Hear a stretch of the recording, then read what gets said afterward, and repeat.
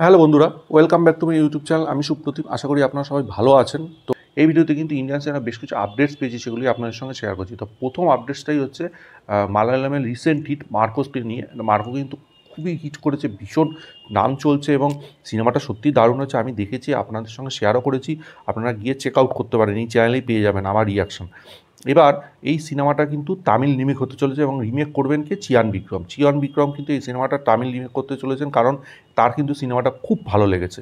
তো দেখুন, উনি কিন্তু খুব ভালো অভিনেতা, আমি খুব পছন্দের অভিনেতা। এবার দেখা যাক এই সিনেমাটা রিমেকে ওনারা কীরকম কী করেন, কীরকম চেঞ্জ করেন বা একই রকম রাখেন কিনা, সেটাই দেখার বিষয়। এবার পরবর্তী আপডেট হচ্ছে ধীরা সুরাকে নিয়ে। এটাও চিয়ান বিক্রমের সিনেমা। এটা কিন্তু পোস্টপন্ড হয়ে যাচ্ছে। সিনেমাটা রিলিজ হওয়ার কথা ছিল রিপাবলিক উইকেন্ডে, কিন্তু এটা পোস্টপন্ড হয়ে মার্চে চলে যাচ্ছে।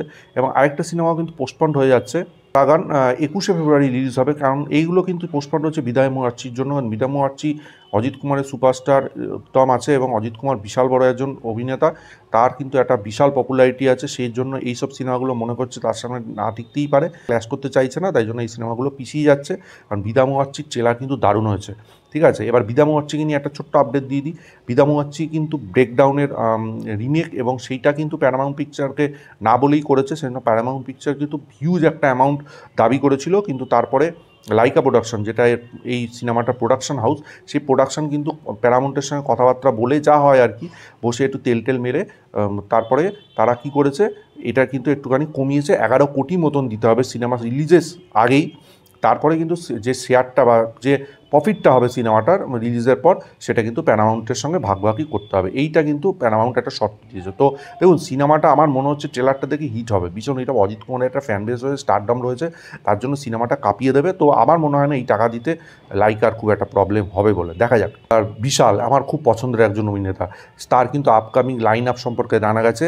গৌতম বাসুদেব মেনন বিখ্যাত একজন ডাইরেক্টর, এবং তার অভিনয় আমার খুব পছন্দ। তো তিনি তার সঙ্গে কিন্তু বিশাল কাজ করতে চলেছেন, সেটা সে এক রিসেন্টলি অ্যানাউন্সও করেছেন। থুপ্পারিবারাম সিনেমাটাও কিন্তু তিনি অভিনয় কাজ করতে চলেছেন, যেটা সিকুয়েল হবে, এবং সেই সিকুয়েলে কিন্তু ডাইরেক্টরও কিন্তু তিনি হবেন। তো এটা এই দুটো আপডেট ভীষণ বড় বিশালকে নিয়ে। তো দেখা যাক এই সিনেমা দুটোর পরবর্তীকালে কি আপডেট আসে, পেলে অবশ্যই আপনাদের সঙ্গে শেয়ার করবো। ভেঙ্কি আট্রলি বিখ্যাত ডাইরেক্টর, তার সঙ্গে কিন্তু ধনুষ আবার কাজ করতে চলেছেন। অনেস্ট রাজ এই সিনেমাটার নাম হতে চলেছে, খুব শিগগিরই কাজ শুরু হবে। তো এই আপডেট পাওয়া যাচ্ছে। তো এই দুজন কিন্তু খুব বিখ্যাত পরিচালক। ধনুষও ডাইরেক্টর, ধনুষের রিসেন্টের বইও খুব ভালো হিট হয়েছে। তো দেখা যাক পরবর্তীকালে এই নিয়ে কী আপডেট আসে। এবার দেখুন, জেলার 2কে নিয়ে আপডেট। রজনীকান্ত, নেলসন, দিলীপ কুমারের জেলার 2, যেটার কিছুদিন আগে অ্যানাউন্সমেন্ট হয়ে গেছে। অ্যানাউন্সমেন্টটা তো ফাটাফাটি ছিল, মানে ব্যাপক। তো তারপরে যে আপডেটটা আসছে, সেই দুটো আপডেটও ব্যাপক। তো এনবিকে, নন্দামণি বালাকৃষ্ণকে দেখা যেতে পারে, যা মানে আমি তো ভীষণ ফ্যান, মানে এই খবরটা পেয়ে আমি ভীষণ এক্সাইটেড হয়ে গেছি। তাকেও দেখা যেতে পারে। তার সঙ্গে নেলসন, দিলীপ কুমার কাজ মানে কথাবার্তা বলছেন।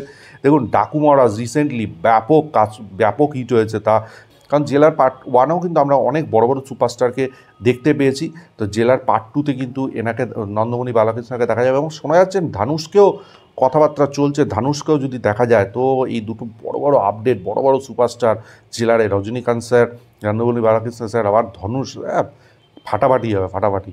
দেখুন, একটা খবর বেশ কিছুদিন আগে চলছিল বিজয়, থালাপতি বিজয়কে নিয়ে, যে থালাপতি বিজয় 69, যেটা ঠিক আছে, ওটাই তার সিনেমা। কারণ আমরা জানি তিনি পার্টি লঞ্চ করেছেন, তিনি রাজনীতিতে জয়েন করবেন। তো সেটাই শেষ সিনেমা, সেই নিয়ে ফ্যান্সরা কিন্তু একটু দুঃখ প্রকাশ করেছিল। যা হয় আর কি, দুঃখ হবেই, এত বড় একজন সুপারস্টার, তার ফ্যান্স, শেষ সিনেমা, তার একটা গ্লিমসও এসেছিল।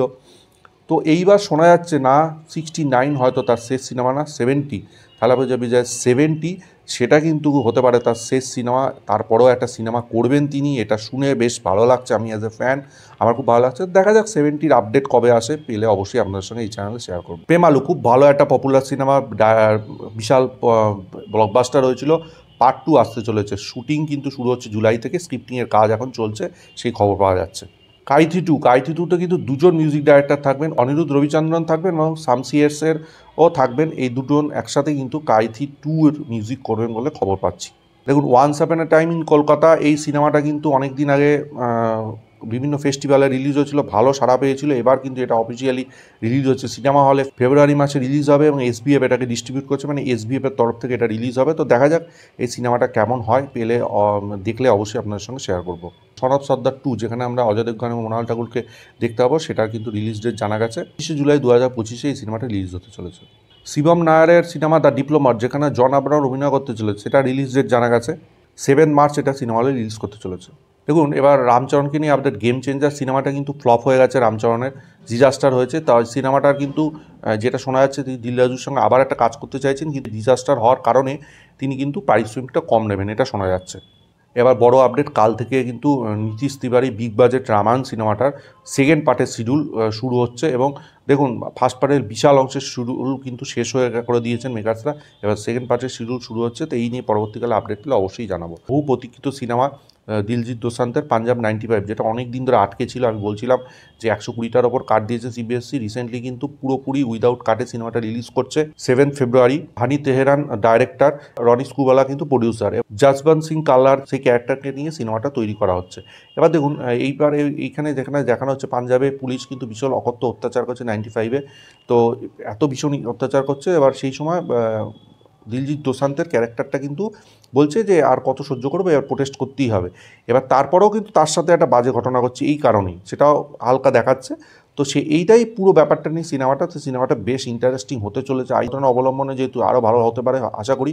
তো দেখা যাক, 7 ফেব্রুয়ারি সিনেমাটা রিলিজ করছে। তো এই রিলেটেড আরও খবর পেলে, আরও ডিটেলস ট্রেলার আসলে আরও ভালো করে আপডেট দেবো। তো এই ছিল ওভারঅল আজকে আপডেট। আপনাদের কেমন লেগেছে অবশ্যই কমেন্ট বক্সে জানান। ভিডিওটা ভালো লাগলে লাইক করুন, শেয়ার করুন, চ্যানেলটা অবশ্যই সাবস্ক্রাইব করে দেন, পাশে থাকা বেল আইকনটা ক্লিক করতে ভুলবেন না পরবর্তী নতুন কোনো আপডেটসের জন্য। ততক্ষণের জন্য গুড বাই বন্ধুরা।